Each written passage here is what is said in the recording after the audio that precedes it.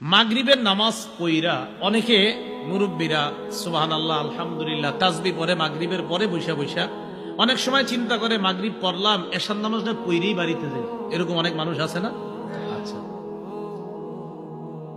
আবু বুরদা রাদিয়াল্লাহু তাআলা আনহুর আব্বা বলেন, সাল্লাইনা মা রাসূলিল্লাহি সাল্লাল্লাহু আলাইহি ওয়াসাল্লাম আল মাগরিব অথবা সাল্লাইনাল মাগরিবা মা রাসূলিল্লাহি সাল্লাল্লাহু আলাইহি ওয়াসাল্লাম।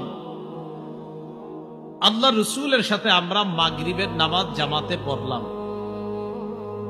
পড়ার পর মসজিদে আমরা কয়েকজন মুসল্লি বসা, একে অপরকে বললাম, লাউ জালাসনা হাত্তা নুসাল্লিয়া মা রাসূলিল্লাহি সাল্লাল্লাহু আলাইহি ওয়াসাল্লাম আল ইশা। আমরা যদি এশার নামাজ পর্যন্ত মসজিদে বসে থাকতাম, নবীর সাথে একবারে এশার নামাজটা জামাতে পইরা বাসায় যাইতাম, তো খারাপ কি আমরা একটু বসে থাকি?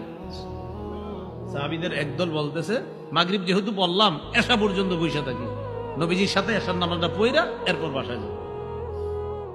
যেই কথা সেই কাজ। তারা বলতেছেন, জালাস না, আমরা বসে রইলাম।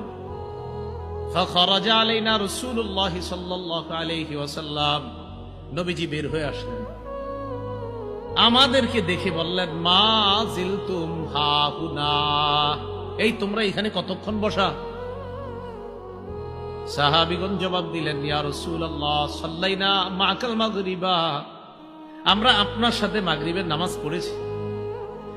নিজেরা বললাম, আমরা বসে থাকবো হাত্তা নুসাল্লিয়া মা'কাল ইশা, আপনার সাথে এশা পড়া পর্যন্ত মসজিদে থাকবো, তাই অপেক্ষা করে এখনো বসে আছি।